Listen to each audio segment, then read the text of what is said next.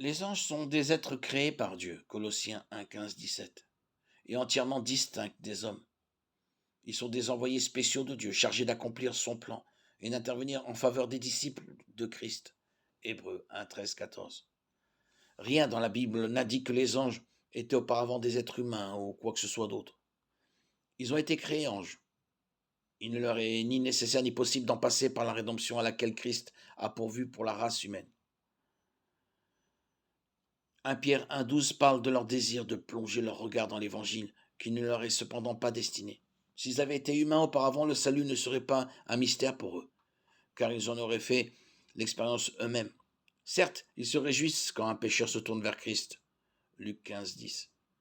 Mais le salut en Christ ne leur est pas destiné. Tout croyant en Christ est destiné à connaître la mort physique. Que se passe-t-il alors? Son esprit quitte son corps pour demeurer avec Christ. 2 Corinthiens 5,8. Le croyant ne devient pas un ange. Il est d'ailleurs intéressant de constater qu'Élie et Moïse étaient tous deux reconnaissables sur le mont de la transfiguration. Ils n'avaient pas été transformés en anges, mais sont apparus tels qu'ils étaient, bien qu'avec un corps glorifié, si bien que Pierre, Jacques et Jean les ont reconnus. En 1 Thessaloniciens 4, 13, 18, Paul nous dit que les croyants en Christ sont endormis en Jésus, c'est-à-dire que leurs corps sont morts, mais leur esprit vivant. Ce texte nous dit qu'au retour de Christ, il amènera avec lui ceux qui sont morts en lui, puis leurs corps ressusciteront et seront transformés à l'image du corps ressuscité de Christ pour être joints à leur esprit qui reviendront avec lui.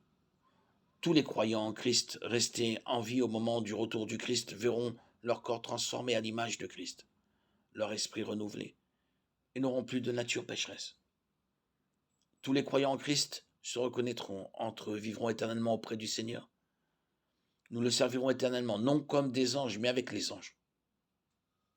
Remercions le Seigneur pour l'espérance vivante qu'il donne aux croyants en Jésus-Christ.